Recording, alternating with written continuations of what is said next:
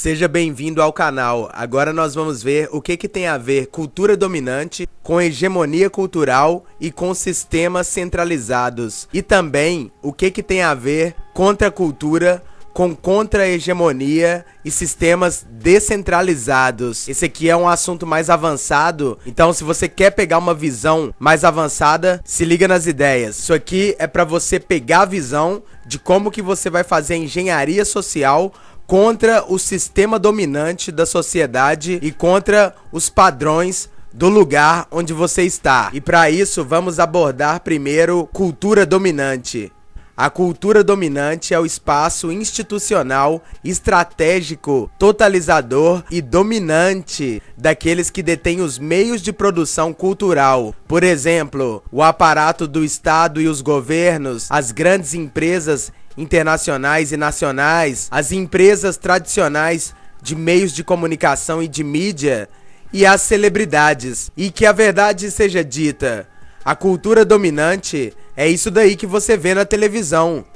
Uma cultura de artistas superficiais, inofensivos para o sistema, uma cultura de pessoas racistas, uma cultura de polícia fascista, tipo no jornal do Datena, uma cultura de empresários interesseiros e falsos, tipo Silvio Santos, uma cultura de políticos parasitas, tipo Lula e Bolsonaro, uma cultura de banqueiros do sistema financeiro internacional. Esse sistema cultural, essa é a cultura dos ditadores, essa é a cultura dominante, e essa é a cultura que predomina na sociedade. A cultura que predomina na sociedade é uma cultura da peste, parece até o inferno. E para você pegar a visão de águia, nós vamos separar o que é a cultura dominante e o que não é a cultura dominante. O que não é a cultura dominante? A contracultura são os movimentos organizados de culturas alternativas que buscam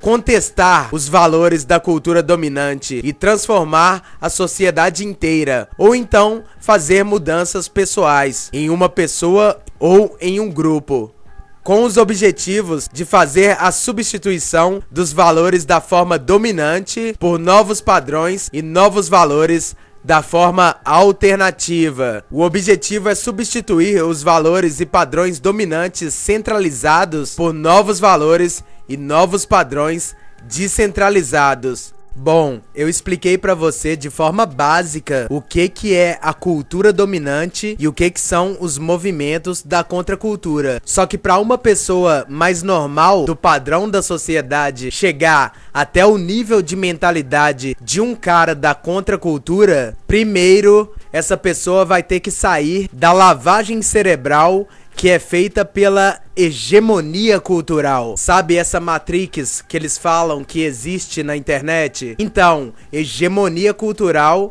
é praticamente a mesma coisa. E existe um grande problema nessa história. Um imenso problema. O problema é que a maioria das pessoas da sociedade nunca saiu dos padrões da hegemonia cultural. Nunca pensaram fora da caixa. E a maioria das pessoas estão completamente dominadas por essa hegemonia. E quando você faz uma analogia entre a Matrix, do filme do Matrix, a Matrix dessa subcultura da internet, a hegemonia cultural e a cultura dominante, você percebe que tem muito nexo que faz sentido, que existe uma lógica. Veja bem, o Blue Pill é a pessoa que é dominada por essa hegemonia cultural. E o Red Pill só pode ser a pessoa que tem o pensamento contra-hegemônico e faz parte desses grupos e movimentos da contracultura. No próprio filme do Matrix, que deu origem para essa subcultura da internet dos Red Pilla, esse é um filme que foi produzido pela indústria dominante, mas ele tem um personagem principal que faz parte da contracultura, o Neo. O Neo, ele é o que no filme? Ele é um hacker, e o hacker faz parte de qual movimento cultural? Faz parte da contracultura. A cultura hacker é um movimento contracultural. Então você pode ver que tudo isso tem muito sentido e existe uma relação entre essas ideias. Eles colocaram um personagem de um hacker no filme, um hacker da contracultura, representando um tipo de pessoa que tem um conhecimento além. Porque o hacker, ele tem um conhecimento além da média, além da massa. Ele sabe mais que os outros, ele fica estudando mais, ele tem informações científicas, informações das academias, informações do Estado, do governo, do exército, da polícia. Ele tem muitas informações importantes. Por isso que o filme mostra esse hacker como aquele cara merecedor do conhecimento, merecedor de ser iniciado nos conhecimentos mais obscuros e secretos sobre a realidade. É exatamente essa ideia que o filme tá querendo passar com o hacker nessa história. E quando ele recebe a Red Pill, aí ele sai da Matrix e vê a verdade.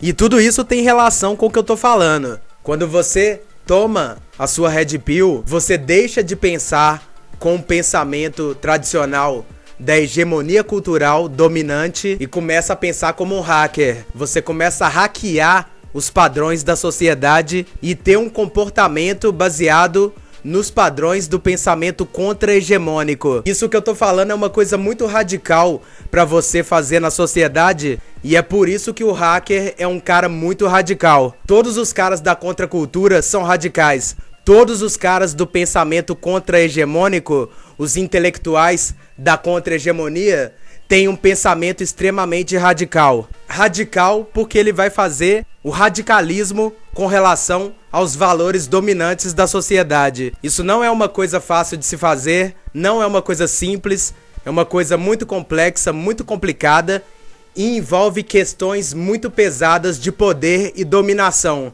Alguns grupos e alguns indivíduos da sociedade, eles conseguiram viver alguns momentos, algumas realidades fora dos padrões da hegemonia cultural e fora dos padrões da cultura dominante.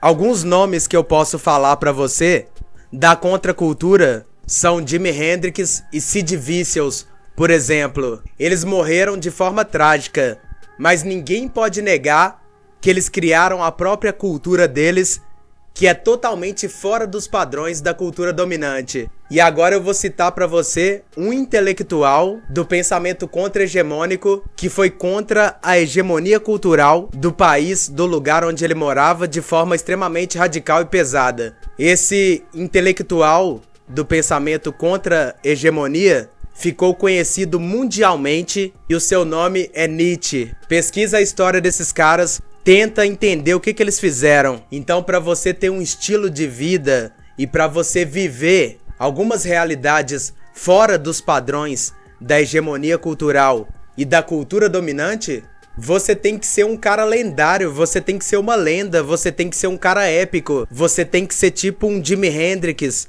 um Sid Vicious, tipo um Nietzsche, seja como eles. É lógico que já existiram várias pessoas da contracultura e da contra-hegemonia que ninguém nunca viu, mas tenho certeza que todos eles tinham características foda do movimento da contracultura. E pra você sair dessa dominação global, pra você sair dessa dominação nacional, pra você sair da hegemonia cultural, pra você ter os seus próprios padrões, é muito difícil, quase impossível, porque você vai ter que ser um super intelectual do pensamento contra-hegemônico para você diluir as ideias da construção social, da hegemonia cultural dominante, da Matrix e substituir por um novo estilo de vida, baseado nos modelos do pensamento contra-hegemônico e na contracultura. Para você evoluir na contracultura, é muito difícil também, porque você vai ter que ser um artista genial que não produz apenas cultura só por produzir, mas que produz uma cultura que é contra os valores da sociedade, os valores dominantes. Então não é um artista qualquer, é um artista muito específico, é um artista que faz coisas contra os padrões da sociedade, porque artista qualquer aí tem um monte. Agora o artista que eu tô falando, ele é específico, é um movimento da contracultura, é diferente. E vamos falar a verdade, Para você ser um artista que cria qualquer obra de arte, que é considerada obra de arte de verdade, já é uma coisa difícil. E você fazer uma obra de arte contra os valores e os padrões dominantes da sociedade, aí é mais difícil ainda. Então, o que esses caras fazem na história, o que nós fazemos na história, porque eu também faço parte dessa contracultura, o que nós fazemos não é pra qualquer um. Eu faço esses pensamentos intelectuais de contra-hegemonia aqui na internet porque eu tenho certeza que isso vai me servir como instrução pra mim ter os comportamentos contra-hegemônicos, pra mim ter o meu modus operandi, pra mim ter o meu padrão de comportamento contra o sistema. Eu sou um cara muito metódico e tudo que eu faço é baseado em conhecimento máximo.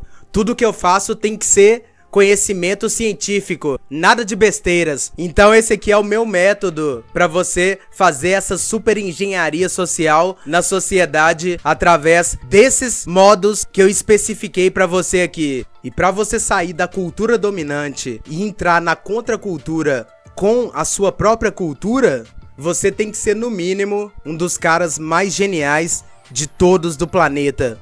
Ou então fazer algo similar e ter características parecidas com esses caras e esses movimentos da contracultura. Na área cultural e artística, você vai combater com produções. E na área da inteligência, você vai combater com conhecimento, com intelecto. São duas áreas que você tem que prestar atenção. Através disso que eu expliquei pra você, dessas ações de engenharia social avançada, você vai criar o seu próprio campo semântico. O campo semântico da sua cultura e do seu intelectualismo, que vai entrar no conflito e combater diretamente as ideias do campo semântico, do intelecto das outras pessoas que têm a cultura dominante e a hegemonia cultural como uma das características do seu estilo de vida. Se você não sabia nada sobre isso que eu expliquei pra você e nunca pensou dessa maneira, agora você tem um mindset de um artista gênio da contracultura. Esse daqui é o mundo da guerra cultural. Cara, se você conseguir aplicar esses conhecimentos na sociedade de forma eficaz, em alguma pessoa ou em algum grupo, pode ter certeza que tu é um gênio. Você tá operando nos níveis mais complexos de inteligência, fazendo engenharia social na sociedade de um jeito implacável. Seja sagaz, seja implacável.